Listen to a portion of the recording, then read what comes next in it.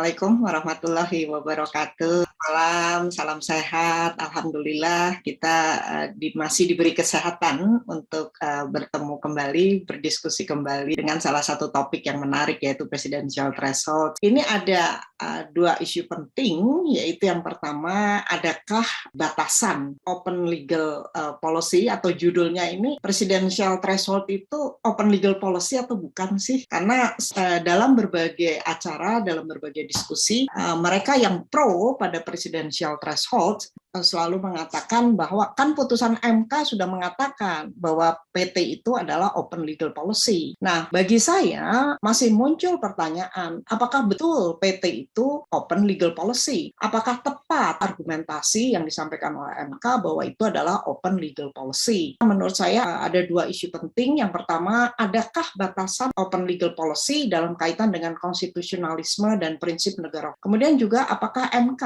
itu mengembangkan batasan open legal policy. Jadi dengan kata lain, apakah ketika sesuatu itu diperintahkan pembentukan atau pengaturan lebih lanjut di dalam undang-undang organik, apakah kemudian juga langsung dikatakan itu adalah open legal policy? Mengapa open legal policy itu kemudian mengapa bisa terjadi? Ini karena kita mengetahui ruang lingkup kewenangan yang dimiliki oleh MK itu menunjukkan terjadinya apa yang disebut sebagai judicialization of politics. Persoalan-persoalan politik itu kemudian diselesaikan dengan perspektif atau dengan cara-cara hukum. Ini ada beberapa keuntungan. Saya membaca dari tulisan Prof. Bagir mengenai judicialization politics and politicization of the judiciary gitu ya. Nah, jadi salah satu keuntungan melakukan judicialization of politics, menyelesaikan persoalan-persoalan politik melalui hukum, yaitu dalam rangka mendapatkan kepastian hukum, dan ini juga sekaligus mencerminkan bahwa prinsip negara hukum itu above the politics.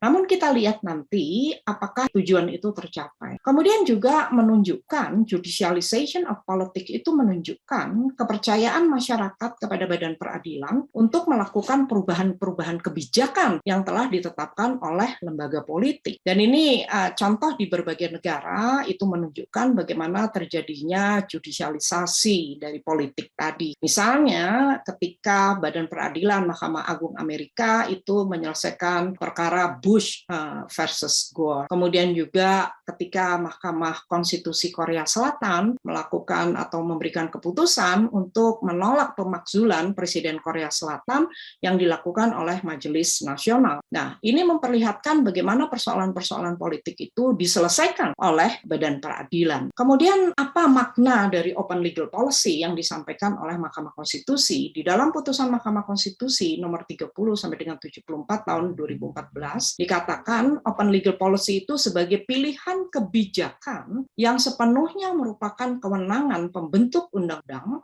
yang apapun pilihannya tidak dilarang dan selama tidak bertentangan dengan Undang-Undang Dasar 1945. Dan ketika Mahkamah Konstitusi menggunakan argumentasi open legal policy, maka itu menunjukkan Mahkamah Konstitusi melakukan judicial restraint atau pengekangan diri untuk memeriksa atau berikan putusan pada perkara yang sedang diperiksa dan putus itu. Jadi penggunaan open legal policy itu menunjukkan judicial restraint atau pengekangan diri oleh Mahkamah Konstitusi. Nah, muncul persoalan kapan suatu kebijakan itu dikategorikan sebagai open legal policy dan kapan suatu kebijakan mengandung nilai konstitusional yang harus diuji oleh MK. Jadi ini ada dua persoalan penting. Jadi kapan satu kebijakan itu dapat dikategorikan sebagai open legal policy, satu kebijakan yang ada di dalam undang-undang yang dibentuk oleh Presiden bersama-sama dengan DPR itu dikategorikan sebagai open legal policy, tetapi kapan satu kebijakan itu justru mengandung nilai konstitusional yang harus diuji oleh Mahkamah Konstitusi. Jadi di sini bukan hanya persoalan hak konstitusional, tetapi juga sampai sejauh mana nilai-nilai yang ada di dalam konstitusi tersebut itu dipertahankan oleh Mahkamah Konstitusi. Dengan kata lain, kapan Mahkamah Konstitusi itu harus menerapkan judicial restraint? Ketika kita bicara mengenai pengujian,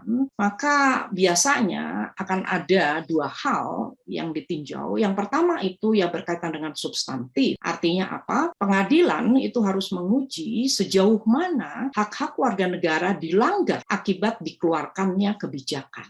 Dan yang kedua, persoalan yang berkaitan dengan kelembagaan. Artinya, sejauh mana kelayakan lembaga peradilan dan kelayakan pemohon untuk menguji suatu kebijakan. Nah, ini persoalannya adalah persoalan kelembagaan. Di dalam kenyataan atau di dalam praktek, dan yang diperlihatkan oleh Mahkamah Konstitusi, justru persoalan kelembagaan inilah yang dikedepankan. Jadi, secara kelembagaan, Mahkamah Konstitusi acap kali menilai bahwa dia tidak dapat menguji kebijakan tersebut karena berpendapat itu sebagai open legal policy dan itu merupakan kewenangan penuh dari pembentuk undang-undang. Nah, bagaimana dengan praktek di MK?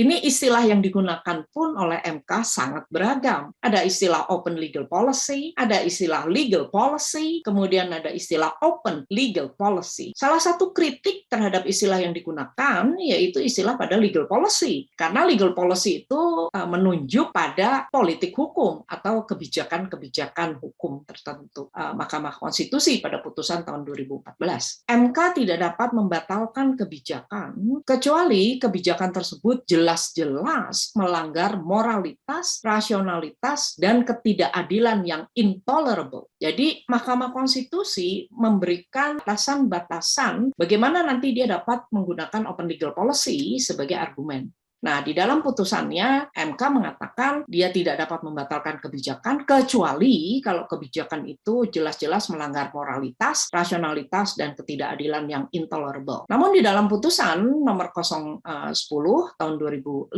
dia juga mengatakan tidak masuk ranah kewenangan MK untuk menguji sepanjang satu, tidak merupakan hal yang melampaui kewenangan pembuat undang-undang, dua, tidak merupakan penyalahgunaan kewenangan, serta yang tiga, tidak nyata-nyata bertentangan dengan ketentuan dalam Undang-Undang Dasar 1945. Jadi ini ada beberapa kriteria dibuat oleh Mahkamah Konstitusi dalam kerangka open legal policy tersebut. Praktek yang selanjutnya kita lihat pada putusan nomor 7 tahun 2013, yaitu pengujian syarat usia hakim konstitusi. Nah, di sini MK merumuskan syarat bahwa pilihan kebijakan mengenai batas usia tersebut bisa diuji konstitusionalitasnya bila yang pertama menimbulkan problematika kelembagaan, yaitu satu, tidak dapat dilaksanakan, dua, aturannya menyebabkan kebuntuan hukum atau deadlock, dan tiga, menghambat pelaksanaan kinerja lembaga negara yang bersangkutan. Nah, ini kriteria yang lain lagi. Jadi ada masanya Mahkamah Konstitusi menggunakan argumentasi open legal policy untuk tidak menerima permohonan pengujian, namun di lain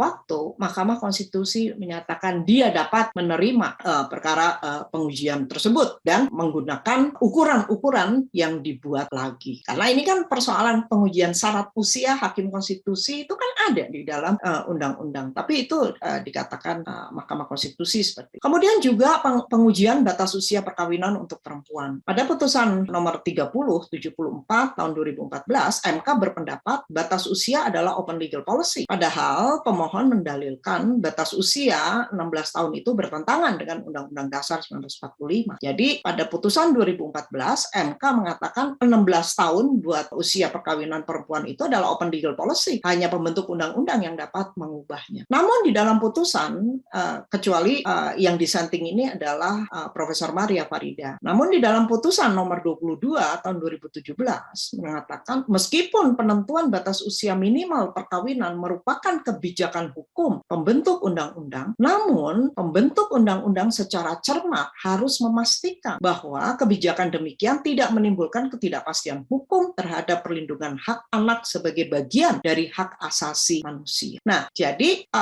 pada putusan 2017, MK kemudian mengubah batas usia menjadi 19 yang yang mengakibatkan adanya perubahan pada undang-undang perkawinan. Bagaimana dengan presidential threshold? Kita mengetahui bahwa sebagai sebuah dasar hukum, sebagai sebuah dokumen hukum yang digunakan untuk dasar bagi penyelenggaraan negara dan pemerintahan, Undang-Undang Dasar 1945, sebagaimana halnya konstitusi di berbagai dunia, itu mengandung, memuat nilai-nilai atau prinsip yang ada di dalamnya, yaitu prinsip demokrasi atau kedaulatan rakyat, kemudian juga hak asasi manusia dan negara hukum. Oleh karena itu, saya acap kali mengatakan pasal-pasal yang ada di dalam bab 1 itu seringkali saya kategorikan sebagai the founding chapter, sebagai the founding article, dan itu merupakan payung dan harus dapat direfleksikan pada pasal-pasal, pada chapter-chapter atau bab-bab yang selanjutnya. Oleh karena itu menjadi